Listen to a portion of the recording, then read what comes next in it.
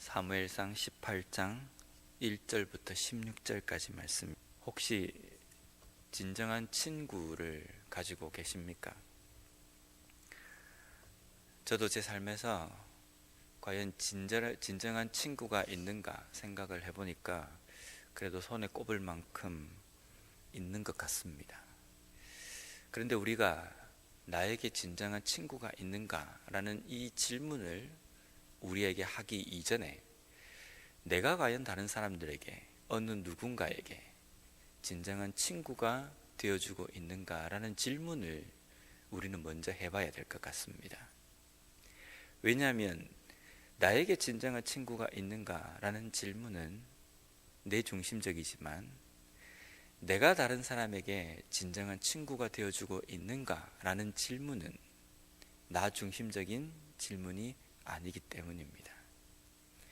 그렇다면 진정한 친구라는 것은 어떤 것이 진정한 친구이겠습니까? 진정한 친구에 대한 조건이 여러 가지 나오지만 특별히 오늘 본문에 나와 있는 다윗과 요나단의 모습을 통하여서 진정한 친구, 진정한 우정이라는 것이 어떤 것인지 그것을 우리가 살펴봤으면 좋겠습니다. 오늘 본문의 처음은 다윗이 골리앗을 죽이고 블레셋 군대를 무찌르고 난 다음에 완전히 승리하고 난 다음에 사울 앞에 다윗이 섭니다. 사울 앞에 다윗이 섰을 때에 그 다윗의 모습을 보고 요나단이 다윗에 대한 마음을 표현합니다. 그 마음의 표현이 오늘 읽은 1절 말씀에 있습니다. 다윗이 사울에게 말하기를 마침에 요나단의 마음이 다윗의 마음과 하나가 되어 요나단이 그를 자기 생명같이 사랑하니라. 요나단이 다윗을 사랑합니다. 그 사랑이 자기의 생명처럼 사랑하는 것, 즉 진정한 우정과 진정한 친구라는 것은 자기 생명처럼 사랑하는 그 사랑이 있는 것이 진정한 친구이고 진정한 우정이라는 겁니다. 여기에서 다윗은 일개 목동입니다. 평범한 평민입니다. 반면에 요나단은 한 나라의 왕자입니다. 자기의 왕권을 이어받을 아주 높은 지위에 있는 사람입니다. 높은 지위에 있는 그 왕자와 일개 목동인 평민인 다윗 간의 우정이 성립될 수 없다라고 생각하는 것이 일반적인 우리의 생각입니다. 그런데 요나단은 그러한 위치보다는 다윗을 보며 하나님께 함께 하심을, 하나님께서 그 다윗과 함께 하심을 보고 다윗에 대해서 진정한 사랑으로 우정을 표현합니다. 진정한 우정과 진정한 관계 속에는 사랑이 반드시 들어 있습니다. 다윗이 골리앗 앞에 설 때에 요나단은 무서워서 벌벌 떠는 이스라엘 군대에 속해 있었습니다. 다윗이 골리앗을 무찌르고 블레셋의 군대를 이기고 돌아왔을 때에 어쩌면 왕자의 입장에서 조금 속상해할 수도 있고 때로는 부끄러워할 수도 있고 수치스럽게 생각할 수도 있습니다. 자존심 상할 문제입니다. 왜냐하면 내가 왕자인데, 근데 왕자인 나는 무서워서 나서지 못하고 있었고 평민인 다윗은 나서서 골리앗을 이기고 블레셋을 이겼습니다. 그런데 그 사이에서 요나단이 다윗을 시기하였다거나 질투하였다라는 그런 표현은 없습니다. 오히려 다윗의 그 모습을 보면서 자기의 생명처럼 다윗을 사랑한 모습, 요나단의 진정한 우정의 모습입니다. 우리가 진정한 친구가 되고 진정한 관계를 맺기 위해서는, 진정한 사랑을 위해서는 시기와 질투를 버려야 합니다. 시기와 질투는 내가 최고가 되어야 하는데 다른 사람이 최고가 될 때에 생기는 겁니다.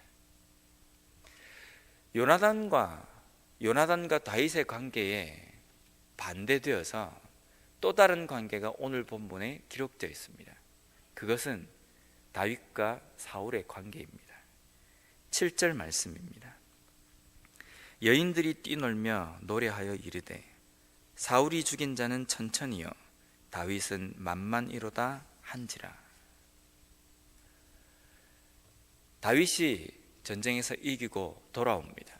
이스라엘 군대가 성으로 입성할 때에 나와 있는 많은 여인들이, 환영 인파들이 그 군대를 환영하며 노래를 지어서 부릅니다. 그 노래의 내용은 사울이 죽인 자는 천천히지만 다윗이 죽인 자는 만만이라는 찬양입니다. 실제 그렇습니다. 모든 사람들이, 특히 사울왕을 중심으로 한 군대들이 가만히 있을 때에 다윗은 나가서 골리앗을 대항했습니다. 그리고 블레셋의 군대를 무찌르는 데에 현격한 공을 세운 사람입니다. 그러니까 실제 사람들이 평가하는 이 평가는 바른 평가입니다. 사울은 천천 정도 죽였을지 모르지만 다윗은 만만을 죽인 사람이다. 다윗의 공이 더 크다는 겁니다. 인정할 수밖에 없는 현실입니다. 그런데 그런 현실 앞에서 사울의 반응이 조금 다릅니다. 8절 말씀해 보면 사울이 그 말에 불쾌하여 심히 노하여 이르되 다윗에게는 만만을 돌리고 내게는 천천만 돌리니 그가 더 얻을 것이 나라 말고 무엇이냐. 사람들이 다윗을 칭송하는 이 말을 듣고 사울은 불쾌해합니다. 그리고 마음에 분이 생깁니다. 혹시 사울의 이 반응을 보며 어떤 생각이 드십니까? 참 사울도 속도 좁다, 좁쌀 같은 마음으로 이런 것을 좀 넓게 바라보고 함께 기뻐할 수 없느냐라고 생각할 수 있습니다. 그러면 우리의 삶으로 돌아가서 만약에 나와 동등하다고 생각하는, 나와 비슷하다고 생각하는 친구와 같은 사람이 나보다 더 뛰어난 능력으로 봉사하거나 세상의 삶을 살아가면서 소위 말하는 성공이라는 것을 나보다 더 앞서서 한다고 한다면 그런 사람에 대해서 나는 천천히지만 당신은 만만입니다 라고 높여주고 존경하고 칭찬의 말을 아끼지 않을 자신이 있으십니까? 우리가 이론적으로 보면 우리가 그리스도인이기 때문에 충분히 그렇게 할 수 있고 그렇게 해야 된다고 생각합니다. 근데 실상은 그렇지 못합니다. 우리의 마음속에 가장 먼저 생기는 것은 야, 하나님께서 저 사람에게 함께 하셔서 저렇게 잘 되게 하셨구나 라는 마음이 처음에 생기는 것이 아니라 시기와 질투심이 생깁니다. 나는 그렇지 못한데 저 사람은 그런 것 보니까 마음속에 시기심이 생깁니다. 질투심이 생긴다는 겁니다. 이게 인간입니다. 인간의 마음이 원래 이렇다고 한다면 우리가 이런 시기와 질투를 그대로 부리면서 살아간다고 한다면 우리의 삶은 어떻게 되겠습니까? 가장 먼저 나타나는 것은 우리 주변에 친구가 없어집니다. 진심으로 관계를 맺는 대상이 없어져 버린다는 겁니다. 표면적으로는 친한 것 같지만 결정적인 순간에는 돌아서 버릴 수밖에 없는 관계에 사람들만 존재한다는 겁니다. 진정한 관계를 맺는 이웃과 지체라는 것은 시기와 질투가 없어야 합니다. 나 말고 다른 사람이 더 높아져도 마음에 분을 내거나 질투하거나 속상해하거나 그런 마음이 생기지 않아야 합니다. 물론 생길 수 있습니다. 생길 때에 그것을 내가 어떻게 잘 다루느냐가 이 세상을 살아가는 하나님께서 우리에게 주시는 지혜라는 겁니다. 요나단과 사울의 입장은 똑같습니다. 한 나라의 왕이고 한 나라의 왕자입니다.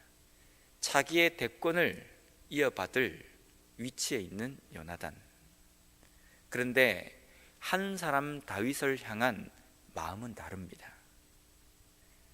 사울은 그 다윗을 보며 시기하고 질투심을 내비쳤지만 요나단은 다윗의 모습을 통하여서 오히려 자기 생명처럼 그 다윗을 사랑합니다. 우리는 성경에 나와 있는 인물들 중에 훌륭한 우정을 가진 사람을 꼽으라고 한다면 다윗과 요나단을 이야기합니다. 왜 그렇습니까? 이러한 요나단의 모습 때문입니다. 자기의 목숨처럼 다윗을 사랑하고 다윗 가운데 역사하시는 하나님 때문에 그 다윗을 높이고 칭찬할 줄 아는 삶, 그것이 하나님께서 우리에게 주신 그리스도 안에서의 다른 지체와 다른 사람들과 이웃과 성도와 맺는 바른 관계입니다. 우리가 다른 사람과 관계를 맺을 때의 중요한 것을 사랑이라고 표현합니다. 우리가 잘 알고 있는 이 사랑이라는 것에 대해서 잘 기록하고 있는 본문은 고린도전서 13장입니다. 그것을 우리는 사랑장이라고 이야기합니다.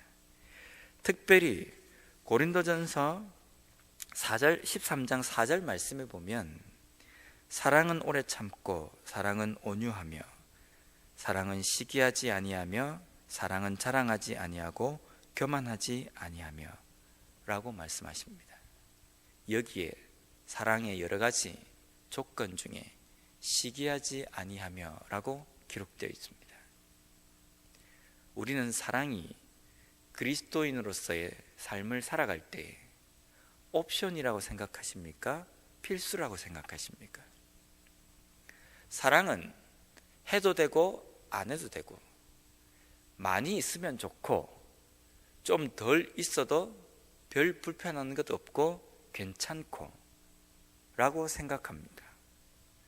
그리스도인으로서 사랑은 필수 조건입니다. 왜냐하면 하나님께서 우리에게 보여주신 그 마음이 전체가 사랑이기 때문입니다. 예수님께서 우리의 죄를 위해서 죽어주신 그 죽음도 전부가 사랑이기 때문입니다. 하나님께서 우리를 사랑하신 것처럼 우리도 또한 다른 사람을 사랑하라는 것이 하나님의 계명이고 명령입니다. 그 사랑 안에 시기하지 않아야 한다라는 말씀이 포함되어 있습니다. 시기심은 가인처럼 동생 아벨을 죽이는 데까지 이르게 합니다. 시기심은 사울처럼 훌륭한 신하 장수를 죽이려고 하는 데까지 이르게 합니다.